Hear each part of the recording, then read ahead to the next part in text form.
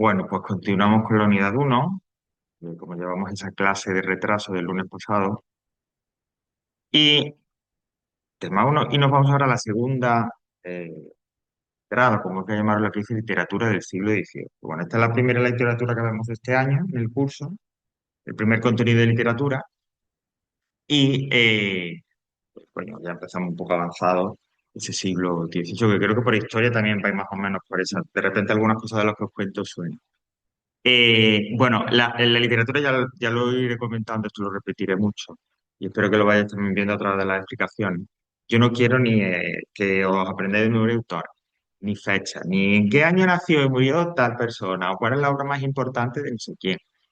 Evidentemente, a lo largo del curso vamos a ir resaltando ciertas obras muy importantes, pero o sea, ese no es el objetivo. El objetivo es que de los movimientos, grupos de escritores, etcétera, que vayamos comentando, que nos quedéis con las ideas fundamentales. Es decir, bueno, este movimiento, este que vamos a ver en la ilustración, ¿por qué? ¿Qué pasa? Pues pasa como fundamental, lo importante era esto y esto y esto. Y eso hace que la literatura sea de esta manera y de esta manera. Luego sí hay autores, hay textos, no sé qué, pero un poco esa es la idea. Y luego a la hora de verlo en el examen, que bueno, Iván sí podrá verlo este viernes, que vamos a hacer puede traer el examen de prueba para lo de nivel uno. En el examen será todo muy práctico, o esa es la intención. Es decir, que viene descríbeme y háblame del siglo XVIII. Yo creo, bueno, si no, yo te pongo a lo mejor un pequeño texto de esa época y te digo, mira, este texto es de tal autor y de tal obra, ¿vale? Léelo por encima. Ok. La pregunta primera de ese texto. Mira, en la línea 2 habla de tal cosa.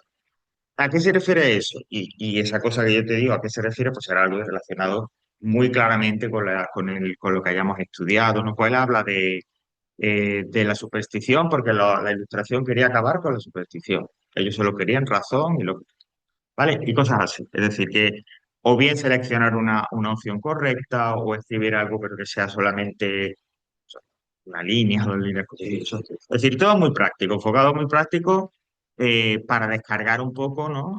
La literatura, que yo entiendo que puede resultar un poco ahí pesada y demás, que luego, pues, bueno, que también a veces nos ponemos un poco nosotros, los propios profesores, ¿no? O los que escriben los textos de teoría de, porque el sentimiento emocional que... Vale, pues eso no se entiende. Bueno, por eso, yo voy a intentar hacer todo lo posible para acercarlo lo más a vosotros, hacia vosotros y tal, y que lo entendamos, tengamos una idea lo más certera posible, ¿vale?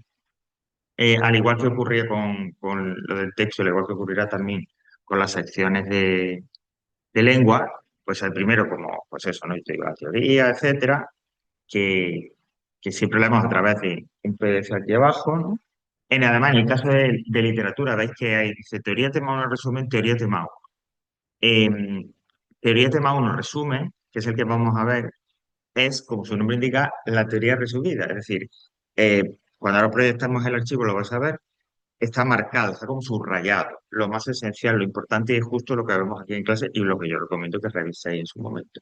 ¿Que alguien quiere hacer uno por su cuenta? Perfecto, tiene la teoría tema uno, que esa es la completa sin subrayar y sin nada. Pero yo digo, es esa de resumen la que estudiaremos aquí.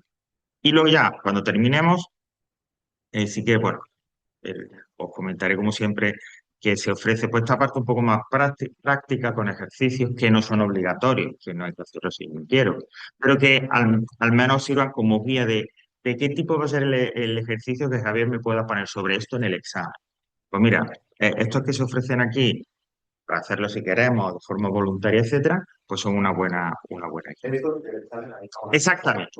Si tengo tiempo, normalmente pues sí me gusta hacer un poco, mostrarlo al menos y decir, mira esto cómo va a quedar. Pero bueno, rápidamente, antes de empezar, por ejemplo, este dice, no es de Carta Marruecas, de Cadalso, que lo vamos a ver. Bueno, pues abajo hay un PDF, ¿vale? Tú lo descargas y hay un texto pequeñito de esa obra y de ese autor. Entonces, el ejercicio lo único que te pide, mira, lee el fragmento y cuál es el tema. Elige el correcto entre uno de los dos. Bueno, pues ya está. Tú lo eliges de mente. Ah, pues yo creo que es esto. Lo eliges, ya tienes hecho el ejercicio. Vamos al siguiente. De ese tipo, esa es la idea un poco general para los ejercicios de literatura.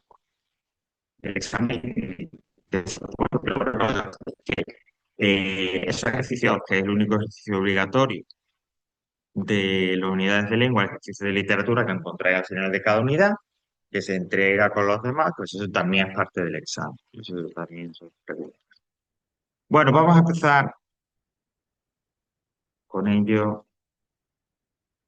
y aquí está. Bueno, siempre vamos a hacer, antes de meternos en lo que es lo literario en sí, o lo artístico en sí y demás, una introducción histórica, que en este caso, pues ya digo, sonará. Estamos en el siglo XVIII, en el año 1700, y nos centramos sobre todo en que en Europa, porque bueno, nosotros somos en Europa y lo que nos influye el entorno, el contexto, siempre son los países europeos, ¿no? Todos los países de Europa, salvo quizás el Reino Unido, tenían lo que se llamaban los reyes absolutos o régimen absolutista, etcétera. Es decir, que quien mandaba sin freno, sin límite, eran los reyes, cada país. Lo decidían todo, la economía, la política exterior, todo. Claro, evidentemente se tenían que apoyar en ayudantes, en gente que le echara una mano. Había como una especie de gobierno, no exactamente como hoy en día, pero sí tenías alrededor del rey una serie de cargos de secretarios, ministros, entre comillas, que le ayudaban a gestionar todos esos asuntos. Y normalmente esos ayudantes, esos asistentes, esos ministros que estaban con él, o bien venían de la nobleza o de la iglesia. Y esos tres, es decir, el rey arriba del todo y debajo de él, nobleza e iglesia, eran, digamos, las clases privilegiadas, los que hacían, hablando un poco así coloquialmente, lo que les daba la gana, que no pagaban impuestos, tenían todo, y eso pues pondría, pues, no sé, un 3% de la población. Claro, nobles y miembros de la iglesia, pero miembros de la iglesia no el cura del pueblo, sino el obispo, no sé qué decir, la gente que estaba, pues eran muy pocos. El resto de la población, que era la gran mayoría de la gente, claro está, de un país, de un reino, de un imperio, en donde había ricos, había pobres, había de todo mezclado.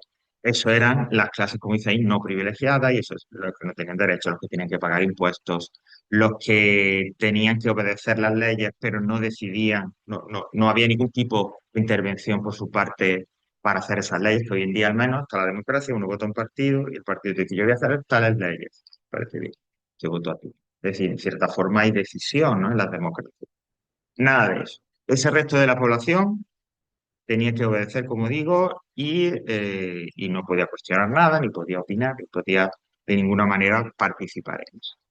Esa era la situación y eso se va a mantener durante todo el siglo XVIII y casi que entrado el XIX. Lo que pasa es que van a pasar una serie de cosas en este siglo XVIII que empezarán a cambiar eso.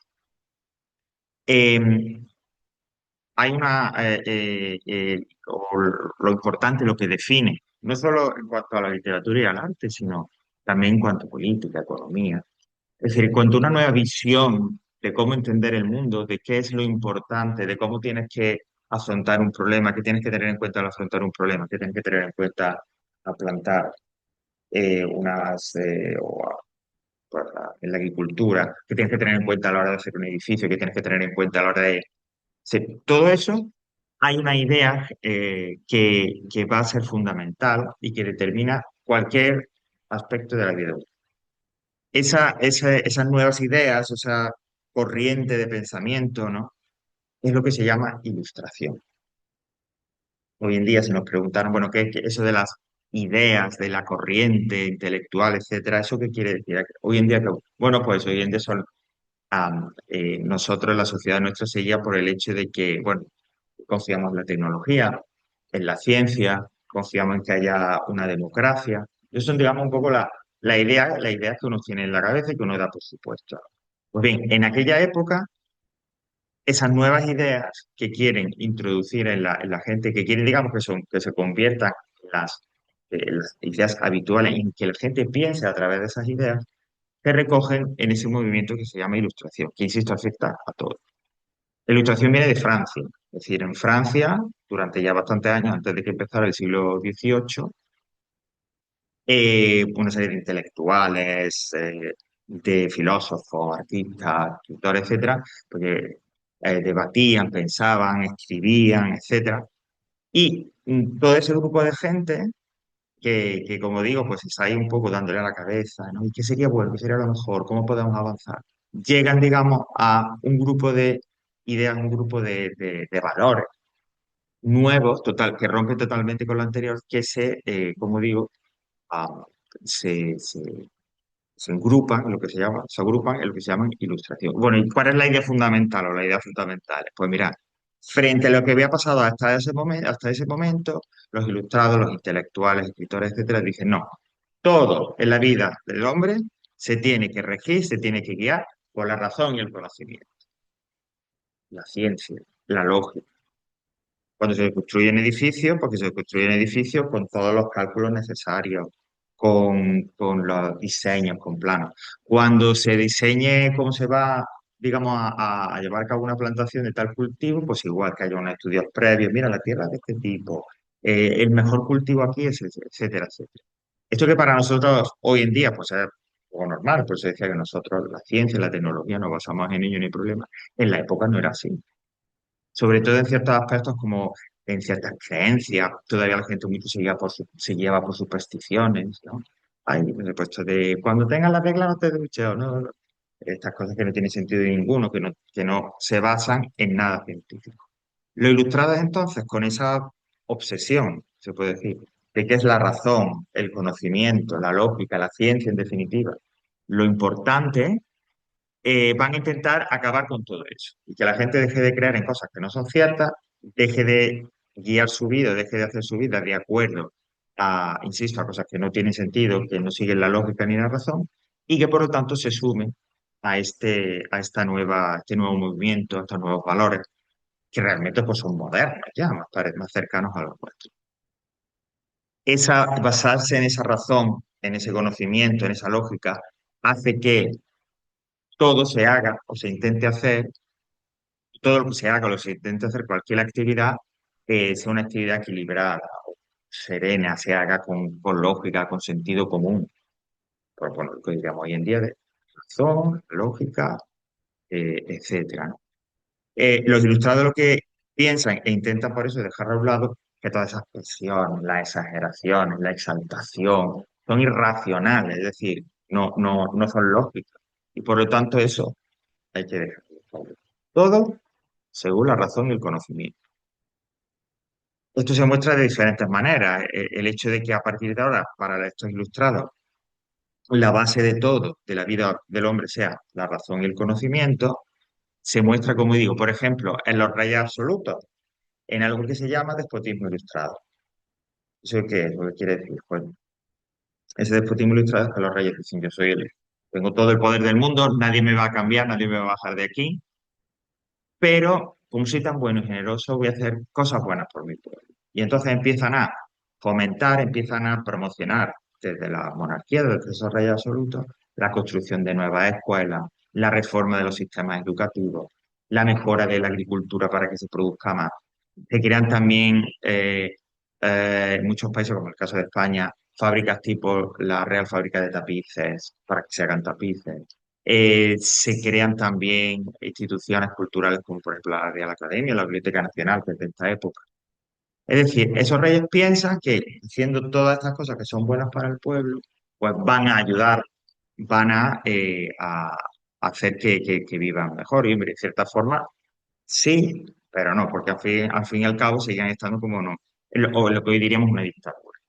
Pero bueno, una dictadura en la que el dictador, este rey absoluto, cree estar haciendo cosas muy buenas por sí.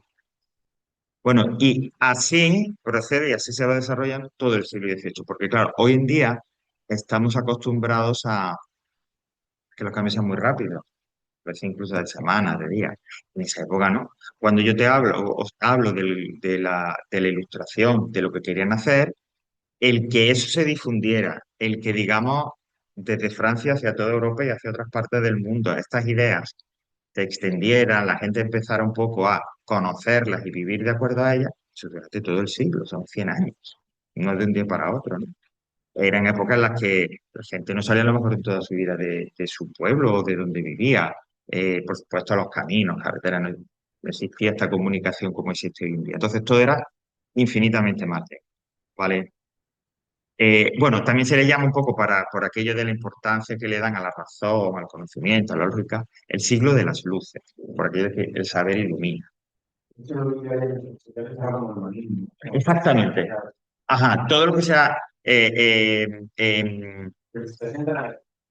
exacto, es decir, en esos valores que van a hacer que el hombre mejore. Exactamente. El humanismo es una cosa muy amplia que depende de la época se ha mostrado de diferentes maneras. En el caso del siglo XVIII, efectivamente, todo lo que se refiere a ese desarrollo del ser humano, a la mejora del ser humano, del hombre, lo que piensa, lo que siente y tal, ese.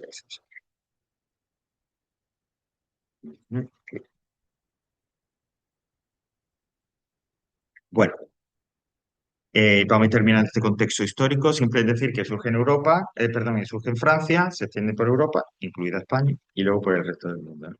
En España, como somos siempre regiones diferentes, pues siempre habrá durante todo el siglo una lucha entre ese grupo de gente que le parece muy bien estas nuevas ideas y ese grupo de gente que creen que todo tiene que ser igual y nada que cambiar. Entonces, bueno, siempre habrá ahí enfrentamientos y diferencias de ideas. Bueno, decía, los reyes creen que con esa actitud suya, siguiendo esas ideas de la razón, el conocimiento, aplicarlo en mejoras para el pueblo, que era aquello de todo para el pueblo, pero sin el pueblo, ¿no? Que creo que dijo el rey este Luis XIV. Cree que lo están haciendo muy bien, pero claro, conforme va pasando el tiempo, esas ideas van calando entre la gente empieza un poco a actuar de acuerdo a eso, a la razón, al conocimiento. Empiezan también a darse cuenta, un momento, es que el régimen en el que vivimos es un régimen totalmente injusto, porque yo pago impuestos, yo trabajo un montón, pero ni puedo decidir quién gobierna ni qué hace, ni puedo decidir, o sea, y estoy expuesto también a abusos por parte de las autoridades, etcétera. Entonces, si a mí me están diciendo que me tengo que regir por la razón y el conocimiento, este régimen, esta forma de organizar el país en la que vivo, es totalmente injusto. Porque unos poquitos así lo tienen todo y tienen el poder.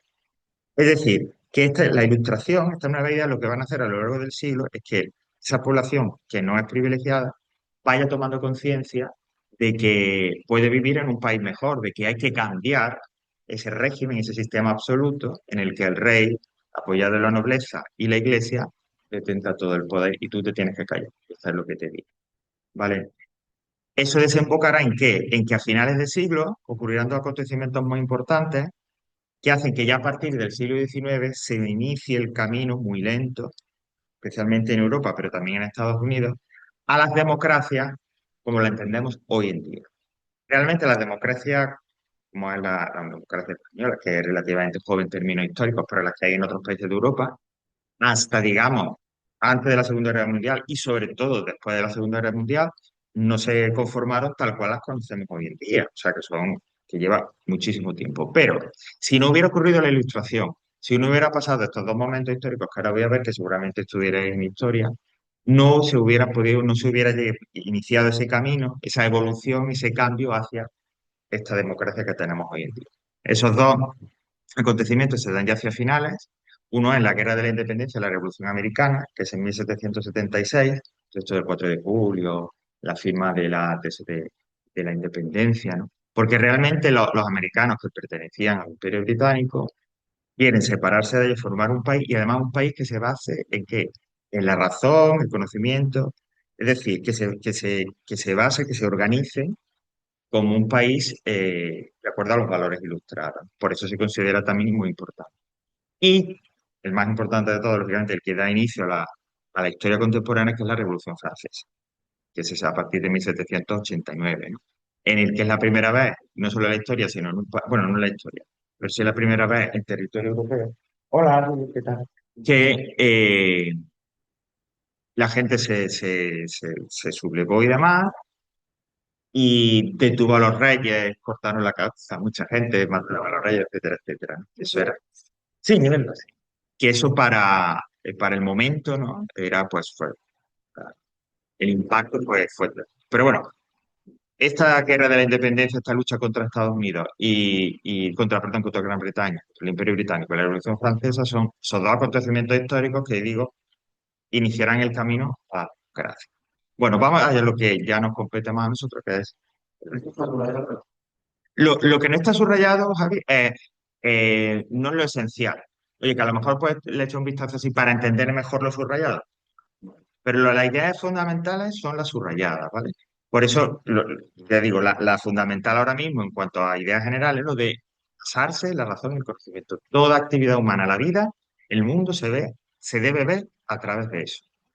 Vale, en el caso de ya aplicado al arte, a la literatura, eso que llamábamos ilustración, en el arte, en la literatura, se le va a llamar neoclasicismo. ¿Vale? Ahora explicamos brevemente por qué, pero bueno, esto son una cuestión de nombre.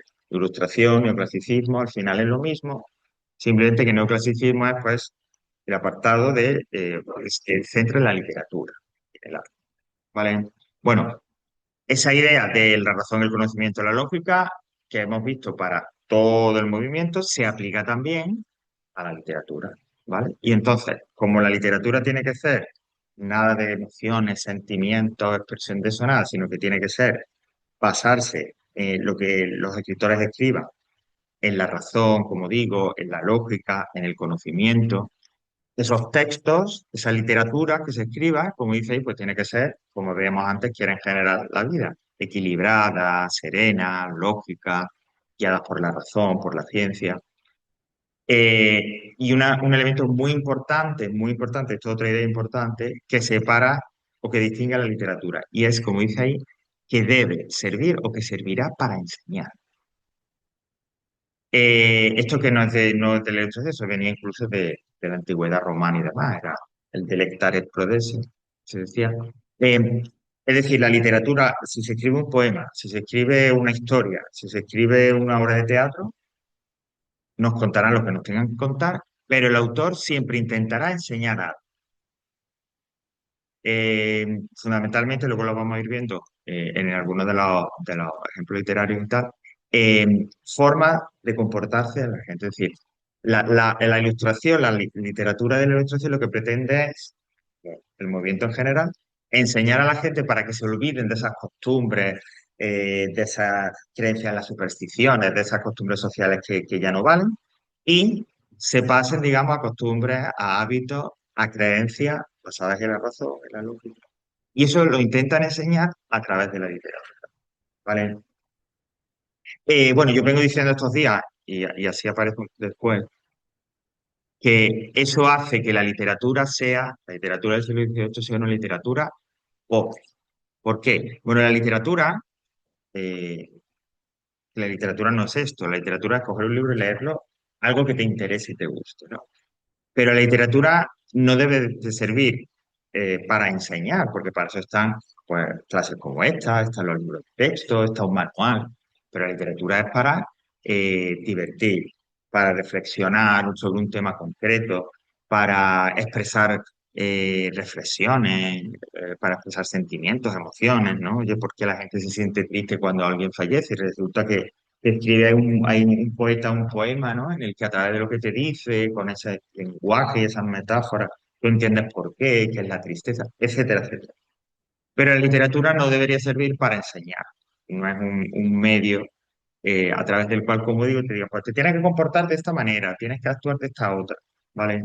Pero bueno, en este siglo es así y por lo tanto, como digo, vais a ver que vamos a ver de pasada que la literatura pues no es de lo mejor. Es más, yo vengo diciendo también estos días que si en 2025 estamos viendo estos autores y hablando de esto, es fundamentalmente porque el ministerio cuando describe los contenidos que se tienen que dar en clase dice, esto hay que darlo. Pero si no, esos autores que vamos a ver o lo que estamos comentando no serían ni mucho menos tan importantes ni tan recordados como otros de los que vamos a ir viendo a lo largo del curso. Pero bueno, la literatura, por lo tanto, es guiada por la lógica y la razón, equilibrada, serena, eh, siguiendo, como digo, esos principios, y que los textos sean didácticos, le enseñen a la gente algo. Fundamentalmente, dejar a un lado todo lo que no sea lógico, razonable, científico y moverse hacia el otro sitio. Bueno, decíamos que esa ilustración aplicada, todas esas ideas aplicadas a la literatura o al arte se le llama neoclasicismo. ¿Por qué? Porque estas ideas, estos valores de la razón, el conocimiento, la ciencia, ya los usaron, ya los emplearon los griegos y los romanos, en la antigüedad clásica, antes de Cristo incluso, en sus artes, en la arquitectura. en la escultura, en muchas expresiones artísticas de Grecia y Roma, ya aparecían estos valores, ¿vale? Había autores como, bueno, hay Horacio, Virgilio, etcétera, que ya aplicaban en sus escritos, ya seguían esas ideas de el equilibrio, la serenidad. Mira, por ejemplo, cuando los escultores griegos, romanos hacían sus esculturas y tal, y que luego la gente del Renacimiento lo copió, había una proporción por cabeza que se llamaba. Entonces decía, la escultura, esto es un poco de lo que me acuerdo porque ya hace mucho tiempo que vi algo así. Esta escultura va a ser la de un guerrero. Pues entonces vamos a tomar como proporción la cabeza del guerrero y la escultura tiene que tener 5 cabezas, ¿no? Entonces tomaban esa medida y para que el cuerpo estuviera equilibrado, es decir, fuera un cuerpo lógico y razonable, movían o sea, y la altura eran esas 5. Bueno, eso ocurría en Grecia y Roma, o sea, imaginaos, ya muchísimo, muchísimo tiempo. Entonces, esos valores que ahora recuperan o que a los que ahora utilizan los ilustrados, ya los seguían los griegos y los romanos. Y también en el siglo XVI, el año 1500, también los volvieron a recuperar de otra manera los artistas del Renacimiento, que es otro momento importantísimo en Europa. ¿Vale? Pero bueno, esto como idea que lo tengáis claro. ¿Por qué es clasicismo? Porque se recuperan valores, ideas, características que en esa antigüedad clásica y luego en el Renacimiento ya se utilizan. Bueno, vamos a seguir aterrizando un poquito más. Vamos a seguir, como digo, un poquito más. Y ahora ya nos vamos a meter en autores españoles, que en definitiva de eso se trata esta clase. He dicho, en una literatura, por ejemplo, a mí que me gusta mucho la literatura y conocer sobre ello, pues, como decía, no es el mejor periodo de la historia de la literatura, por lo menos en España, ¿no? Vamos a encontrar cosas destacables a resaltar, y decir, bueno, pues este autor y esta obra. Pero tanto es así, lo de que no es de la mejor, que solo vamos a hablar de la prosa y de la poesía y del teatro. No vamos a ver nada de poesía, porque no hay nada destacable. Luego en otros temas, en otros movimientos, pues sí hablaremos de más género. Pero este es tan limitado, esta literatura, que con que veamos algo de la prosa y un autor del teatro es más que suficiente. Mira, en esta época la prosa más destacada, la que los expertos dicen, esta es la literatura buena del siglo. No es ni son ni novelas, ni cuentos, ni nada de eso. Son lo que se llamarían ensayos. ¿Qué es un ensayo? Pues ensayo es que hay un autor, eso sí, se hace también hoy en día, que le interesa un tema, pues, por ejemplo, no sé, el estado de la red de tuberías de tal región, de tal zona. Entonces, pues empieza a escribir. Introduce el tema, nos dice de qué va a hablar, es una descripción de qué es lo que hay, habla de sus problemas, de por qué hay esos problemas con las tuberías, con la red y tal, y luego al final da una serie de soluciones.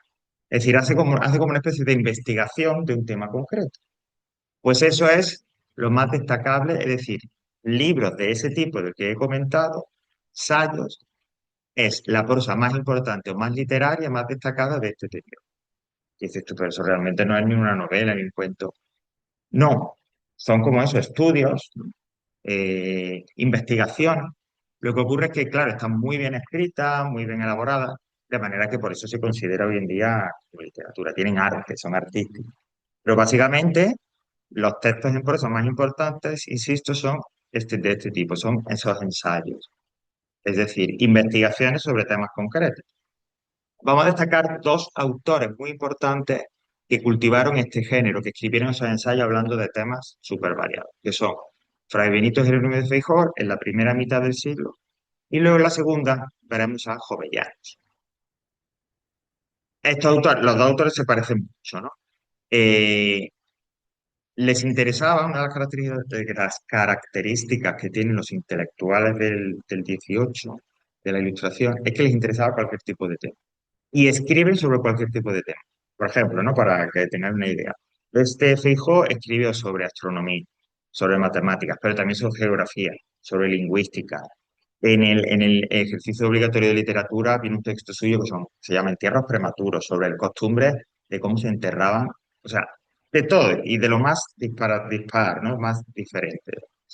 Em, Porque ese era su interés, eran gente tan activa, gente que tenía tanto deseo de cambio y demás, que todo le interesaba. Y en todo creía, o de todo, cualquier tema creían que podían decir algo, aportar su grano de arena para que se modernizara la sociedad, ¿vale? La característica, una de las características concretas de Feijóo es que, insisto, siendo como los demás que trata muchísimas cosas, muchísimos temas, era muy crítico, es decir, lo vais a comprobar en el texto ese cuando hagáis el ejercicio. Porque bueno, estaba vidrio con cabeza, es decir, si tenía que ser una crítica feroz, esto está fatal y en España se hace de manera horrible, lo decía. Es decir, se ve que tenía pues una personalidad bastante fuerte. Y esa personalidad, ese punto de vista, esas opiniones tan fuertes que él tenía, o tan inamovibles, ¿no? Tan claras que él tenía, las volcaba en sus escritos, ¿no?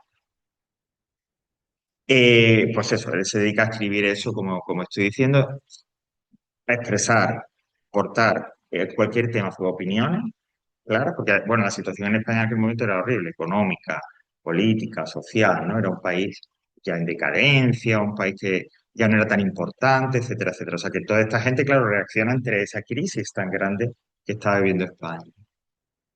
Aparte de eso, y aparte, como digo, de expresar esas opiniones, de incluir siempre sus opiniones, esa crítica tan fuerte en sus escritos, a Feijóo lo que le interesaba también que era introducir no introducir la ciencia en España, sino que la gente se diera cuenta de la importancia del hecho científico.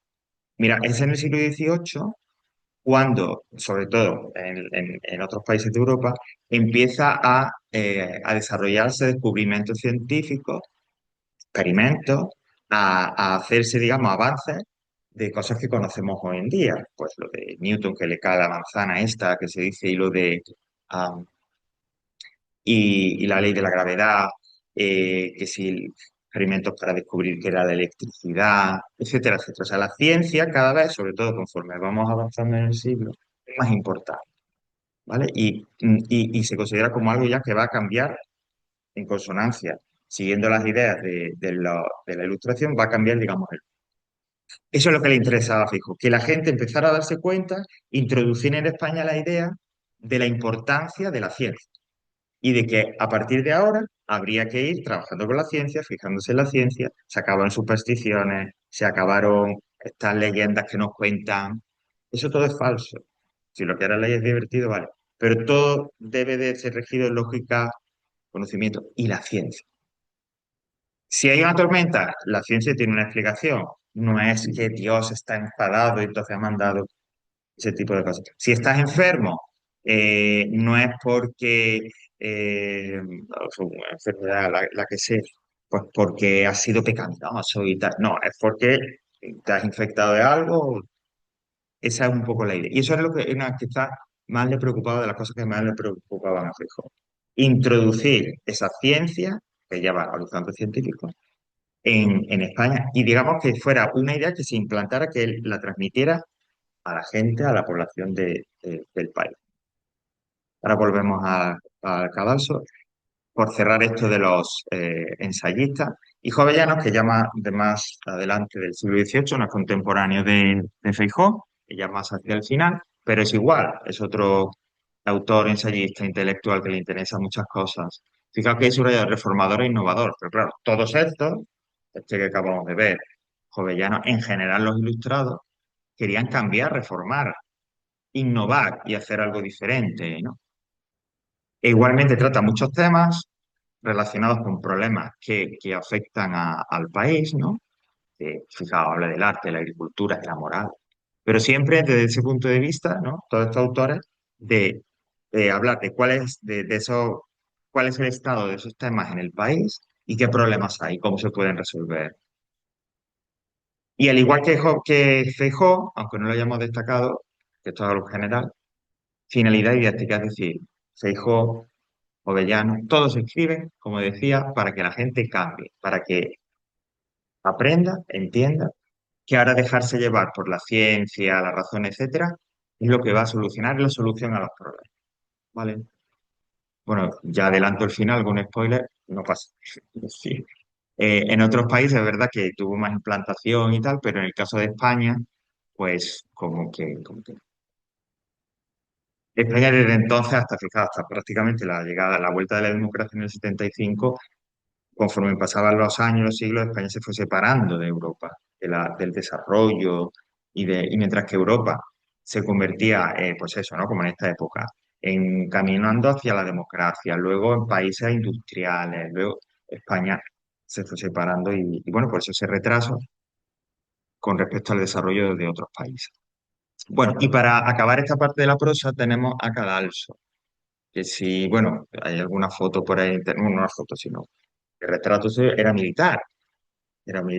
Porque claro, esta gente no es que fuera de profesión escritores, no, ellos eran otra cosa, Jovellano era político, este era, como digo, militar, y junto con eso escribía, ¿vale? Bueno, Cadalso se puede decir que es, que lo que escribe ya sí son historias, ya es ficción, sí nos cuenta una historia. Hay un principio, un desarrollo, un final, etcétera, ¿no? Como decíamos que son las narraciones. Y la obra más destacada, que es la que cuando se habla de Cadalso siempre se menciona, son las llamadas cartas Marruecos. Bueno, pues esto es la historia de un chico que viene de Marruecos, que se llama Gacel, que viene a visitar España, que tiene un amigo que se llama Nuño Núñez. Y hay un tercer personaje, que es un anciano, que está en Marruecos, que se llama Pembelé. Entonces, entre los tres personajes, se escriben cartas. Gacel escribe una carta al Nuño Núñez, o este le escribe a Gacel, o Gacel le escribe al anciano contándole lo que pasa en España. Es decir, todo el libro, toda la historia, es siempre contada a través de cartas. Pues, a la atención de Ben Belay de Gacel, y le cuento nada. Siguiente episodio o capítulo, otra carta y así. En literatura eso se le llaman obras epistolares, ¿no? Las que se escriben a partir de cartas. Eh, Drácula, ¿no? Todos conocemos el mito de Drácula y los vampiros. Originalmente surge, lo primero que hay de Drácula es una novela que escribió en el siglo XIX un escritor británico que era Bram Stoker. Entonces, al principio no sé si toda la novela, ya ahí no recuerdo bien, pero por lo menos la primera parte de la novela de Drácula son cartas, la que uno de los personajes le escribe a su novia contándole, ¿no? Que bueno, que él es como de una inmobiliaria de la época, que lo han llamado para que vaya a Rumanía a vender un castillo, etcétera, etcétera. Y a través de esas cartas se nos va contando la historia. Bueno, pues algo parecido aquí. Son, como digo, la obra se compone de unas cartas y a través de esas cartas, ¿qué nos cuenta? ¿Qué quiere contarnos Cadalso? Pues lo que hace es describir lo que pasa en España y por lo tanto, como dice, critica las costumbres, los hábitos, es decir, habla de esa decadencia moral, económica, etcétera, que vive el país.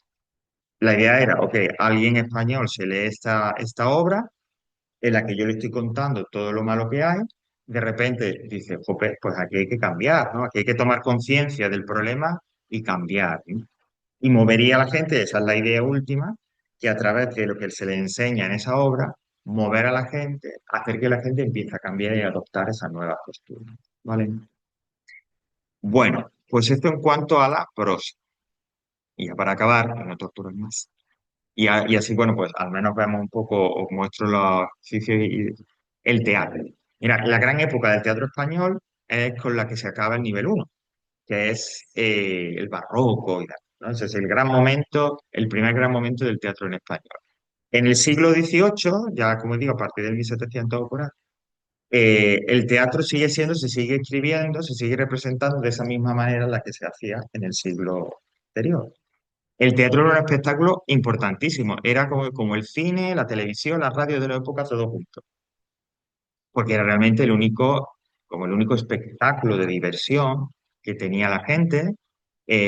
Podían ir gente con pocos recursos, podían ir gente rica, todo el mundo iba a ver esas obras de teatro y por lo tanto a divertirse. Normalmente se dividían en tres partes que se llamaban jornadas o actos. Entonces empezaba la obra, terminaba la primera parte, había como un intermedio y ahí también había espectáculos, o sea, pues como de carácter más de circense, espectáculos de habilidad, o había pequeñas representaciones de humor para hacer reír a la gente. Empezaba la segunda parte, Ok, acababa igual. En ese descanso había nuevamente otros espectáculos más pequeños. Llegábamos a la tercera y última parte y ya se acababa. Bueno, así como digo, eso continúa, siguiendo un poco esa estructura, continúa el teatro en esta época. Y el más destacado dentro de esa comedia, entendiendo comedia como obra de teatro, porque hoy en día cuando hablamos de comedia hablamos pues, no sé, de una serie, de una película tan divertida, ¿no? Que hay humor. En este caso, comedia es obra de teatro. Bueno, pues el más destacado es ese autor, Moratín, Leandro Fernández de Moratín. Eh, Él escribe una obra siempre teniendo en mente, como digo, como vengo diciendo, las ideas de la razón, la lógica, el conocimiento, hacer que la gente se comporte de una manera razonable. Bueno, pues siguiendo esta idea, estos principios, él escribe una serie de obras en las que hay personajes y situaciones que son de la vida real, es decir, que la gente que está viendo esa obra los va a reconocer y dice, ah, mira, pero ese es como mi vecino, ah, mira, pero eso es igual que el mercado donde voy a comprar. Sí, obras que se situaban en lugares reales, reales más o menos, con personas, personajes más o menos reales, verosímiles, en donde se criticaban esas costumbres que hay, en donde se cogía, como digo, un vicio o un hábito que los ilustrados pensaban que era malísimo, y a través de lo que pasa en la obra, a través de lo que hacen los personajes, el final era que decir, pues mira, ese hábito que todos vosotros que estáis ahí viendo la obra, o muchos de vosotros, consideráis que es bueno y hacéis, hay que eliminarlo y sustituirlo por un comportamiento razonable, lógico. Por eso de su obra se destaca siempre, o de las obras que escribió, el sí de las niñas, que además cumple perfectamente con esto que digo. En la época, siglo XVIII, era muy común que pues, familias de cierto estatus y demás, cuando tenían una hija, y esa hija llegaba a 15, 16 años, cuidado, 15, 16 años, que hoy en día sería un delito, las casaban. No que las niñas dijeran, me quiero casar con esa, no, sino que las familias buscaban a un hombre, normalmente un hombre ya mayor, pues 55, 60 podría ser perfectamente, para que se casara con esta niña de 16 años. ¿Por qué? Porque claro, en aquel entonces la idea era que la mujer era una carga, porque si tú tienes un varón, perfecto, porque se va a poner a trabajar o va a ir al ejército o tal, y te va a ayudar y de repente si es necesario, te va a cuidar en la vejez como padre, como hijo a los padres. Pero una niña era un problema, era una carga, porque las hijas no estudiaban, no iban a trabajar, porque claro, la mujer no hacía eso en la época, ya que encajarlas donde fuera. Entonces esto de tan jóvenes, eh, casarlas con señoras mayores, era perfecto porque te resolvía el problema. Claro, supongo que condenaría a miles y miles de mujeres a la infelicidad, pero para las familias era como ya he resuelto el problema. Bueno, pues de eso va esta obra. Hay una chica joven, se llama Francisca, que la van a casar con un señor ya, pues yo creo que eso tiene como en la obra como unos 55, 60 años, creo que se llamaba Diego, me parece. Eso viene luego en el texto y tal. Lo que pasa es que ese señor Diego, conforme va pasando la obra, se da cuenta y dice, esto es una barbaridad. Esto que yo quiero hacer con esta chica que no está enamorada de mí, que en realidad de quien está enamorada es de mi sobrino, que es de su edad, yo no puedo permitir eso. Entonces, el final de la obra es que el señor este mayor dice, no me voy a casar contigo, cásate con mi sobrino. Bueno, esto que hoy en día es lo más lógico del mundo, ¿no? O sea, que no tiene ningún interés, el que cada uno se case o esté con quien le dé la gana. Pues en la época fue algo, como dice ahí, escandalosísimo. O sea, cuando esta obra se estrena en esos años, en la segunda mitad del 18, pues muchísima gente escandalizada, que cómo iba a ser que la mujer decidiera casarse con quien quisiera, no que tenía que seguir lo que había sido siempre. O sea, imagina un poco cómo vivimos afortunadamente, a pesar de todos los problemas que tengamos, en ciertas cosas en un mundo mejor. Bueno, pues esto sería un poco toda esta idea general sobre, o los contenidos más generales sobre la ilustración y demás, ¿vale?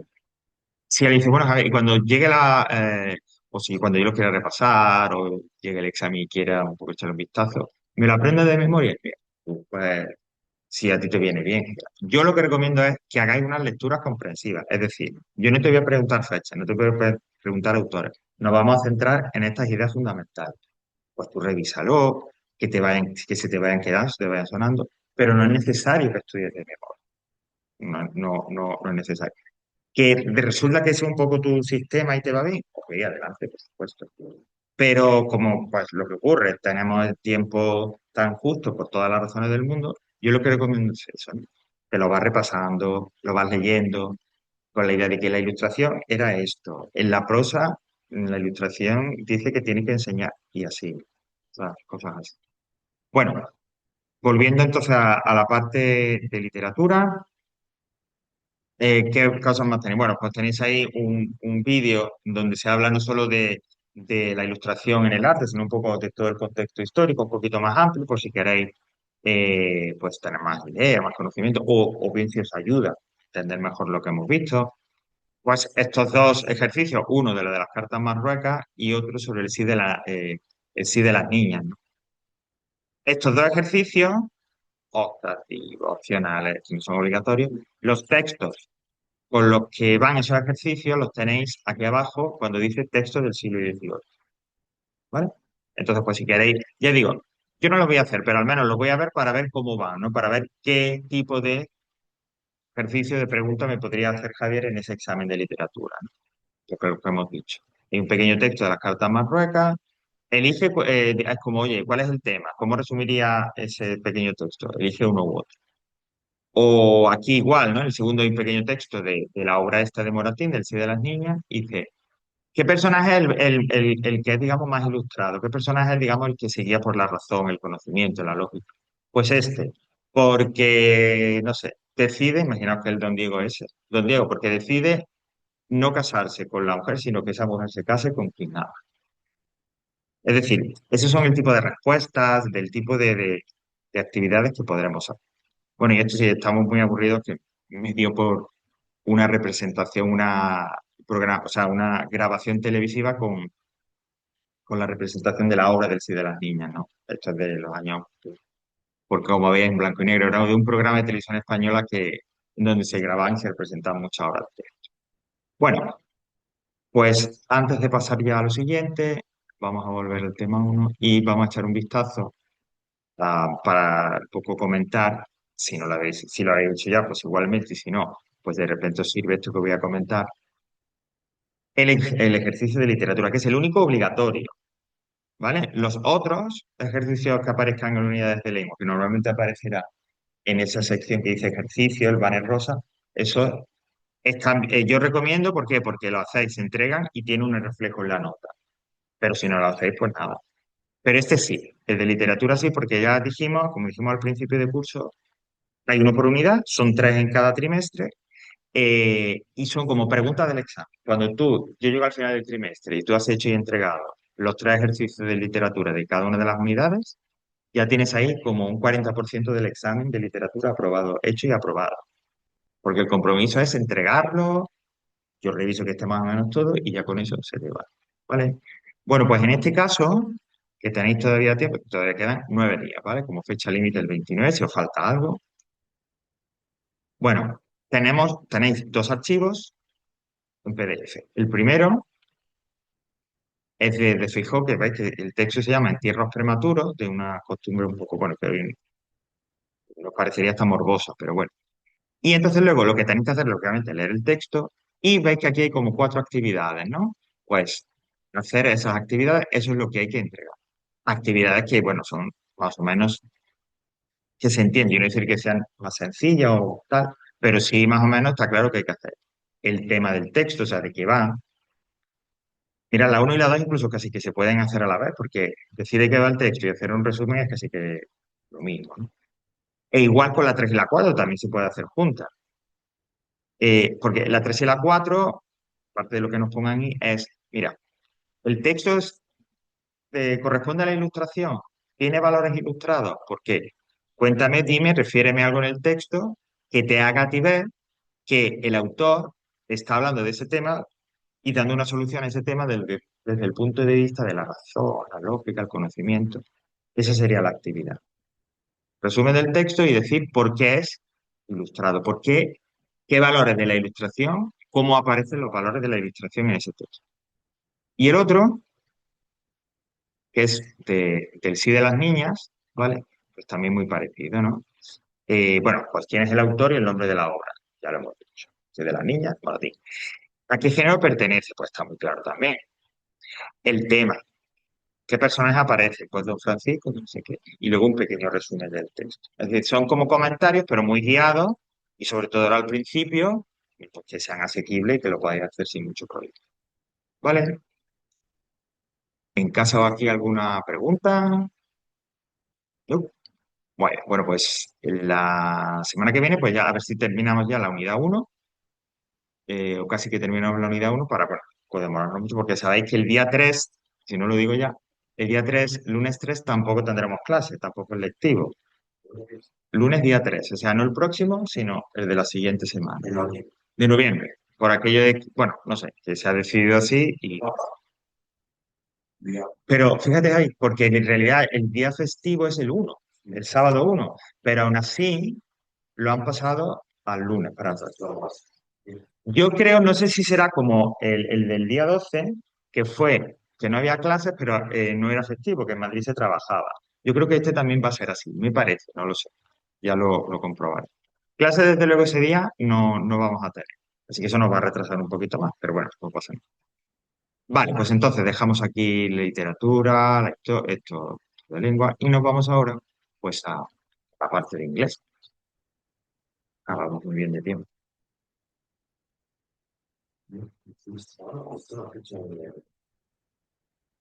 Del nivel 2 sí, y no sé, bueno, sí tengo sí, no sé, de lengua, pero de nivel. Ajá, no sé si Julio, ¿tú tienes Javier esa ficha? ¿Tú la tienes, Julio, o no? Pues no tengo aquí. Vamos, que esto es lo que aparece en el aula virtual, ¿eh? Que no es algo diferente. Entonces, simplemente que el primer tema nos pidieron imprimirlo para vosotros para que, bueno, más o menos nos fuéramos acostumbrando.